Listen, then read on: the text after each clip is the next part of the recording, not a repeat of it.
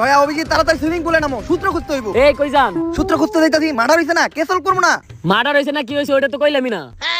আচ্ছা তাহলে কি হইছে, কে লেগে সিআইডি রাখছেন? মার্ডারই হইছে। এসিপি স্যার আমার আটকান, নইলে কিন্তু এই গরমের ভিতরে ভাঙি ফেলামু। দয়া ওরে কিছু কইস না, সুইমিং পুলের মালিক কোন, নয়তো আমাকে পরে সুইমিং পুলে গোসল করতে দিব না। যে গরম পড়ছে এই গরমে তো দুপুরবেলা টয়লেটে বয়ে থাকা যায় না। সামনের সপ্তাহে টয়লেটে একটা এসি লাগাই এলাম, তার এক পর্যন্ত জঙ্গলে যায় প্রকৃতির মাঝখানে কামড়া সারি। লাশ এখনই সিআইডি রে ফোন দিতে হইব। Hello CID. এত গরম কে? দিল্লিকে আমি সিআইডি ড্রেস আপ চেঞ্জ করলাম, আগে সিআইডি প্যান্ট পরতে, এখন সিআইডি লুঙ্গি পরে, তারপরেও তো গরম কমে না। গরমের ঠেলায় আমার গাছ আর গাছের ফল দুইটাই হুকিয়ে গেল। এই তাড়াতাড়ি বাতাস কর। স্যার বাতাস করুন কি দিয়া, পাকা তো নাই। তাহলে ফু দে।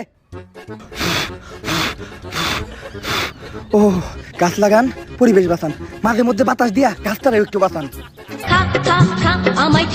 হ্যালো, আচ্ছা ঠিক আছে স্যার, কেস আছে। আরে বেটা এই গরমের ভিতর কেস দিয়া করবো কি, স্যান্ডেল পরি ভালো লাগতেছে। আরে স্যার এই কেস না, কেস মার্ডার হইছে একটা। মার্ডার হোক আর যাই হোক, এই গরমের ভিতর সিআইডি কোনো কেস সলভ করতে পারবো না। আরে স্যার যে বাইতে মার্ডার হইছে ওই বাইতে নাকি একটা সুইমিং পুল আছে। সিআইডির কামই তো বেটা কেস সলভ করা। দয়া অভিজিৎ নতুন কেস পাইছি, ঘটনাস্থলে যাইতে হইব।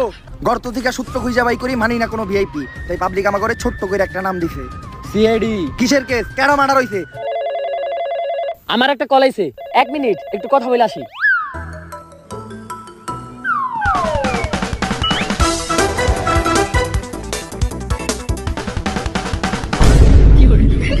কিরে তোরা এই পানিতে নামলি কে? আরে আমরা সুইমিং পুলে নামছি কারণ এই সুইমিং পুলের নিশ্চিত কোনো সূত্র আছে। দয়া অভিজিৎ তন্ন তন্ন করে খুঁজো পানির নিচে, নিশ্চিত কোনো সূত্র বাবা। স্যার সূত্র পাইছি। আরে অভিজিৎ ছাড়ো, এটা এটা সূত্র না, এটা দিয়ে আমি মূত্র বিসর্জন করি। তোরা কি উঠবি নাকি আমি নামু? আপনি নামলে ভালোই হয়, 4 জন মিলে একলগে গোসল করতাম। খারাপ তোকে উঠানি ব্যবস্থা করতেছি। এই ছাড়েন না, কারণ আমরা উঠতাছি। কোথায় এই মিষ্টি পানি, এটা তো আপনি নুন তাবলি ফেলাইবেন কে? উঠতাছি আমরা। হালাই গেছে গেলাম তে। দয়া এই লোকটা বাইচা নাই, এর মানে বুঝতাছো? না তো স্যার। অভিজিৎ এই লোকটা বাইচা নাই, এর মানে বুঝতাছো তুমি? না তো স্যার। এই লোকটা বাইচা নাই, তার মানে এই লোকটা মরে গেছে। কিন্তু কথা হইলে এই লোকটারে মারলো কেডা? আরে স্যার এটা ইনভেস্টিগেশন করার লিগাই তো আমগরে আনছে। দয়া অভিজিৎ ভালো করে খুঁজে দেখো, নিশ্চিত এই জায়গায় কোনো সূত্র পাওয়া যাইবে। স্যার লাশের পকেট থেকে টাকা পাইছি। স্যার এই জায়গায় তো 30 টাকা আছে, এই গরমে 30 টাকা দিয়ে 3 জনে 3টা আইসক্রিম খাইতে পারুম। সিআইডি কি এতই নিকৃষ্ট, এতই খারাপ যে এখন লাশের পকেট থেকে পাওয়া টাকা দিয়ে আমাকে আইসক্রিম খাইতে হইব? লাশের পকেট থেকে পাওয়া টাকা এটা এটা আমার কাছে রাখতেছি, ইনভেস্টিগেশনের সময় কাজে লাগবে। আর তোমরা একটা কাজ করো, এই লাশটারে ফরেনসিক টেস্টের জন্য পাঠাও। স্যার আপনি আইসক্রিম খাইতেছেন, টাকা পাইলেন কই? আরে পাইছি, আসিলটি আমার কাছে। লাশের পকেট থেকে 30 টাকা নিয়েছিলেন, ওটা দেখান তো। কইছিলাম যে 10 টাকা করে 3 জনে 3টা আইসক্রিম খামু, আর আপনি একলা একটা কোন হান দাইতাছেন? আচ্ছা স্যার আমাকে ইন থেকে 1 কামড় করে দেন। শেষ শেষ। এই গরমের ভিতরে পুরো আইসক্রিমটা আপনি একলা খাইলেন, আমাকে এক কামড় দিলেন না। হন দুঃখ পাইস না, একটা শায়রি কই। মাইয়ারা এত ফর্সা কারণ ওরা রাত্রে ঘুমানোর সময় দিয়া ঘুমায় নাইট ক্রিম। ওয়া ওয়া ওয়া ওয়া মাইয়ারা এত ফর্সা কারণ ওরা রাত্রে ঘুমানোর সময় দিয়া ঘুমায় নাইট ক্রিম। ওয়া ওয়া। আর এই গরমের ভিতর কাউরে দিয়া খাইতে হয় না আইসক্রিম। লাস্টটা ফরেনসিক টেস্টে পাঠাইছিলি না? লো রে দেখে রিপোর্ট কি আইছে। ডাক্তার সাহেব লাস্টটা ফরেনসিক টেস্ট করে কি কোনো সূত্র পাওয়া গেল? না তেমন কোনো ক্লু পাওয়া যায় না, কিন্তু গরমে লাশের বিচি দুটো শুকিয়ে গেছে। যে গরম, এই গরমে আমাকে বেশি হুকিয়ে গেছে আর ওটা তো লাশ। কিন্তু এই তথ্যটা তো এই কেস সলভ করার জন্য যথেষ্ট না। এমন কিছু ক্লু দেন যেগুলো দিয়ে আমি এই কেসটা সলভ করতে পারবো। লাশের পকেটে তো একটা আইফোন ছিল, ওইটার ভিতরে কোনো ক্লু পাইতে পারেন। লাশের পকেটে আইফোন আছিল, এটা আপনি আগে কইবেন না? ওই আইফোনটার ভিতরেই তো আমি কোনো সূত্র পাইতে পারি, তাড়াতাড়ি আইফোনটা দেন। কেন? আইফোন তো আমি অনেক আগেই দয়া আর অভিজিৎরে দিয়ে দিছি। আচ্ছা দে মোবাইলটা দে। স্যার মোবাইল তো বেচা হালাইছি 30,000 টাকা। আমি 30 টাকা দিয়ে একটা আইসক্রিম খাইতে গেছি আর এই মুড়া দিয়ে তোরা 30,000 টাকার কাম সেরে লাইছস। তোরা তো দেখা যায় পুরের উপর বাটপারি শুরু করছস। আমি কখনো আশা করি নাই যে একটা লাশের মোবাইল চুরি করে তোরা বেই চালাবি। এই টাকা তোরা খাবি কেমনে? তোকে ভিতরে কি বিন্দু পরিমাণ মানবিকতা নাই? ভাই অভিজিৎ মোবাইলটা কই বেচছস? চল দিয়ে মোবাইলটা উদ্ধার করে নিয়ে আসি। স্যার এই যে সর্বতালার কাছে আইফোনটা বেচছি, ওই যে দেখেন আইফোনটা। শোন প্ল্যান হইলো আমরা 3 জন যেয়ে 3 গ্লাস ঠান্ডা শরবত নিব, তোরা শরবত খেতে থাকবি আর আমি মোবাইলটা নিয়ে আস্তে করে কেটে যাবো। আইফোন পেয়ে গেছি, কাম হয়ে গেছে গা, আমি যাই তোরা বিল দিয়ে আসিস। ভাই আপনি একটা উপকার করতে পারি, যদি আপনি আমাকে ফ্রিতে 2 গ্লাস শরবত খাওয়ান। কি ভাই? সুরের মতো দেখতে এই জায়গায় একটা লুক হারাই আসলো না, ওই আপনার আইফোন চুরি করে বাকছে। এসিবির বাসায় থেকে তো আমরা ফেসে গেলাম, এখন কি করবো ভাই? এত টাকা তো আমার কাছে নাই। কোনো সমস্যা নাই। কালে ওরা এই আইফোনের লকটা খুলে দিতে হইব। একটা ইনফরমেশন পাইলাম, এই মোবাইলটা ভয়েস লক করা, শুধুমাত্র একটা পিওর কুত্তারটাকে এই লকটা খুলবো। এখন আবার এই কুত্তা কইবাম, আমি তো ভুলে গেছিলাম আমার লকেই তো দুইটা কুত্তা আছে। দয়া ধরো কুত্তাটা ট্রাই করে দেখো। স্যার লক তো খুললো না। অভিজিৎ এখন তুমি ট্রাই করো। স্যার খুলে না তো। খুলবো কেমনে? তুই কুত্তার ডাক দেব না কুত্তার বাচ্চা ডাক দেব? দে আমার দে। ও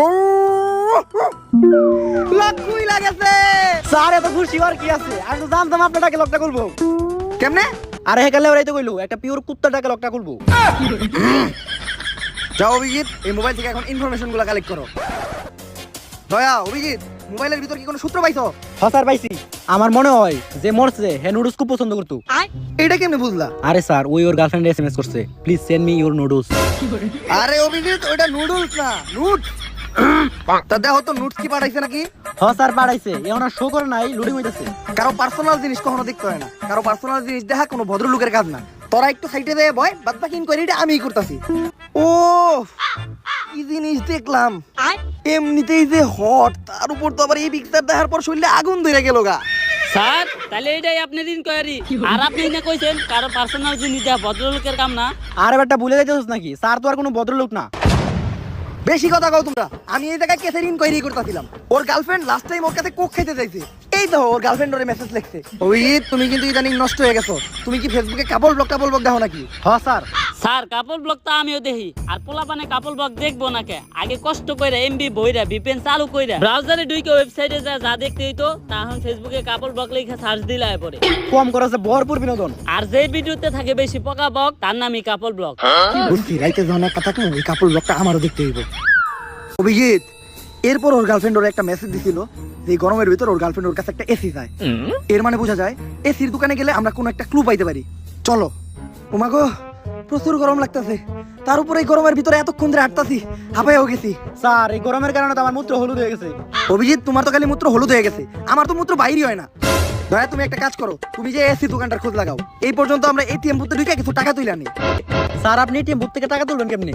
আপনার মতো ফকিনির কাছে তো এটিএম কার্ডই থাকার কথা না। আরে অভিজিৎ, টাকা তুলবো এটা তো খালি একটা বাহানা। এটিএম বুথের ভিতর এসি আছে, লদে দুইজন মিলে এসির বাতাস খাইগা। অভিজিৎ, ফ্রিতে এসির বাতাস খেয়ে ভালোই লাগলো। দয়া তুমি এই রোহিতের ভিতর তারা কষ্ট করতেছো, আমি আর অভিজিৎ তো ফ্রিতে এসির বাতাস খেয়ে এলাম।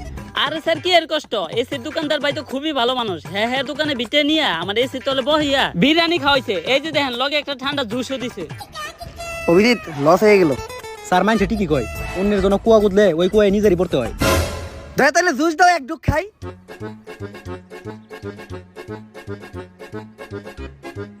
স্যার শেষ। তাই এই এসির দোকানদারের কাছে কেসের ব্যাপারে কোনো ইনকোয়ারি করছো? হসার ইনকোয়ারি করছি, উনি তেমন কিছু জানে না। ওই মৃত ব্যক্তি শুধু ওনার কাছে এসি কিনতে আসছিল। আসলে উনি কিছু টাকা অ্যাডভান্স করে এসিটা অর্ডার করে গেছিল, কিন্তু পরে আর এসিটা নিতে আসে নাই। আর এখন আপনাদের মুখ থেকে শুনলাম সে নাকি খুন হয়েছে। শুনে অনেক খারাপ লাগলো। আসলে তার কোনো আত্মীয়স্বজন থাকলে আমাকে একটু জানেন, আমি তার দেওয়া অ্যাডভান্স টাকাটা ফেরত দিতে চাই। আরে আমরাই তো আত্মীয় স্বজন, আমি ওর মামাতো ভাই, ফুফুমাতো ভাই, ও চাচাতো ভাই। কথা থেকে হ হ। আচ্ছা তাহলে টাকাটা আপনারাই রাখেন। স্যার একটা মরা মানুষের টাকা মাইরা খাইবেন, এটা কি ঠিক হইব? ভাইয়া তুই তো আমার ভুল বুঝতেছস, আমি এই টাকাটা নিজের খাওয়া লেগে নেই নাই। আমি চিন্তা করছি এই টাকাটা দিয়া তারা সপ্তাহে একদিন ভালো মন্দ খাইতে পারে না, তা করে বিরিয়ানি খাওয়ামু। স্যার এতদিন পর আপনার হাতে দিচ্ছে, আজকে আপনি ভালো একটা উদ্যোগ নিয়েছেন। অনেক খুঁজে দেখলাম বুঝছস, এই শহরে আমাকে মতো গরিব আর একটাও পেলাম না।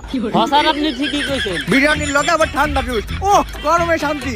টাকা তো আরো আছে, চিন্তা করছি খাওয়া দাওয়া শেষ কইরা গরিব দুঃখী গুলোকে জামা কাপড় কিনতে যাবো। আমাকে মতো গরিব তো আর এই শহরে একটাও নাই, জামা কাপড় কিনা ওই জামা কাপড় আবার নিজে করে দান করবো, সব হইব।